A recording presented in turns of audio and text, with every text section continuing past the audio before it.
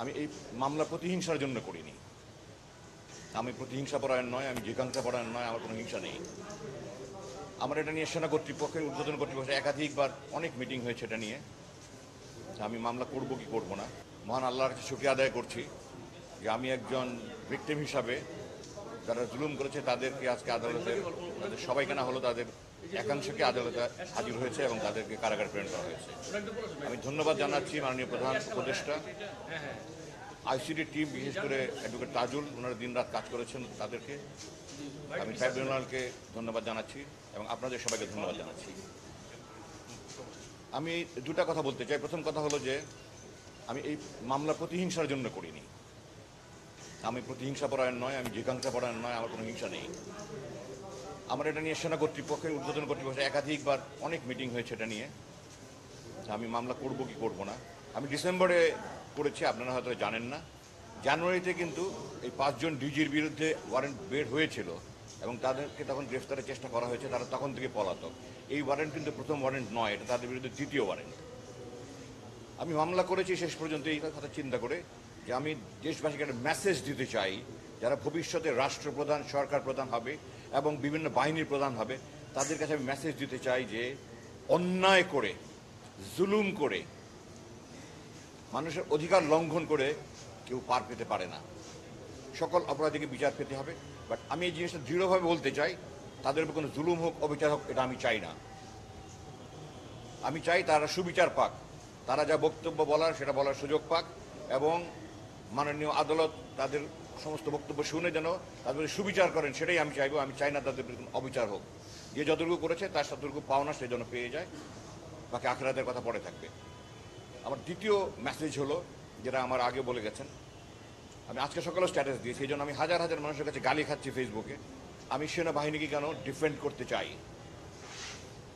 এই যে 25 জন অপরাধীর বিরুদ্ধে ওয়ারেন্ট ইস্যু হয়েছে, এরা একজনও কিন্তু সেনাবাহিনীর অভ্যন্তরে থেকে কোনো অপরাধ করার কারণে ওয়ারেন্ট বের হয়নি। তারা সেনাবাহিনীর বাইরে এসে, সেনাপ্রধানের নিয়ন্ত্রণের বাইরে এসে তারা এগুলি করেছে এবং এই সংখ্যাটা কিন্তু সেনাবাহিনীর 1000 ভাগের 1 ভাগও নয়। একটা প্রতিষ্ঠানে 999 জন ভালো আর একজন খারাপ, তার জন্য পুরো বাহিনীকে বদনাম রটানো, কুৎসা রটানো কিন্তু কোনো দেশপ্রেমিকের কাজ নয়।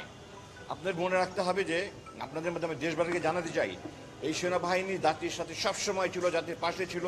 5ই আগস্ট বিপ্লব কতটা কী হতো যদি সেনাবাহিনী পাশে না থাকতো, ভয়াবহ চিন্তা করা যায় না।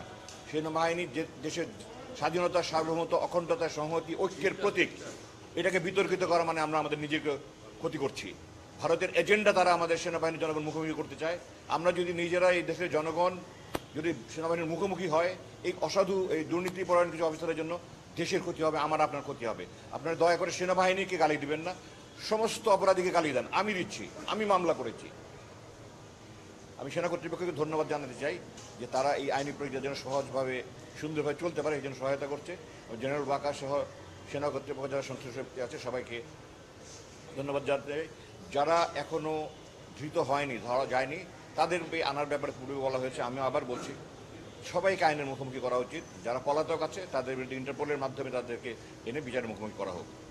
আমি চাই দেশবাসী যেন ভবিষ্যতে আর কোনো স্বৈরাচার না দেখে, দেশবাসী যেন আর ভবিষ্যতে কোনো খুনি জেনারেল জিয়া, খুনি জেনারেল মুজিব না দেখে। আমরা যেন সবাই এক স্বাধীনতা, সার্বভৌমত্ব, অখণ্ডতা রক্ষার জন্য একসাথে থাকতে পারি এবং সুখী, শান্তিপূর্ণ, সমৃদ্ধ বাংলাদেশ গড়ে তুলতে পারি। এই কামনা করে আমি শেষ করছি। আপনাদের সবাইকে ধন্যবাদ। আসসালামু আলাইকুম।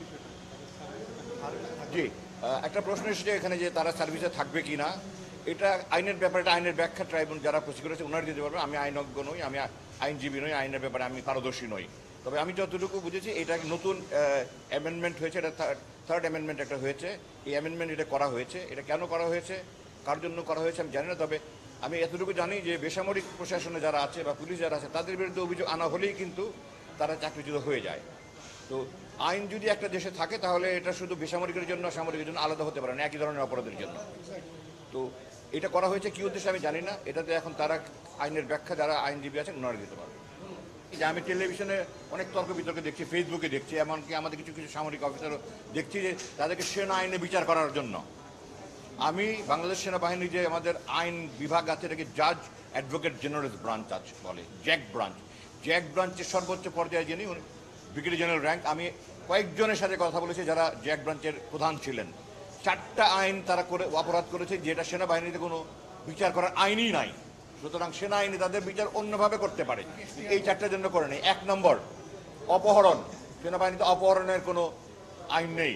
2 নম্বর অবৈধ অন্তরীণ রাখা, আনলফুল ডিটেনশন, কোনো আইন নেই। 3 নম্বর ক্রাইম এগেনস্ট হিউম্যানিটি, কোনো আইন নাই। 4 নম্বর ডিজিটাল সিকিউরিটি অ্যাক্ট। তো যে সমস্ত আইন সেনাবাহিনীতে নাই ওগুলোর জন্য সে বাইরে অপরাধের সাথে সংযুক্ত, তাকে বাইরের কোর্টে করতে হবে। সুতরাং এগুলো ব্যাপারে সেনাবাহিনীতে আইন কোনো রকমের কোনো আইন নেই। এটা নিয়ে অনেক টক শোতে দেখি আমি, ওনারা না জেনে কথা বলেন। আমি দুঃখ প্রকাশ করছি যে ওনারা না জানলে ওনাদের কথা না বলা উচিত। মানুষকে ওনারা বিভ্রান্ত করছেন, কিছু কিছু সেনা কর্মকর্তা অবসরপ্রাপ্ত তারাও করছেন।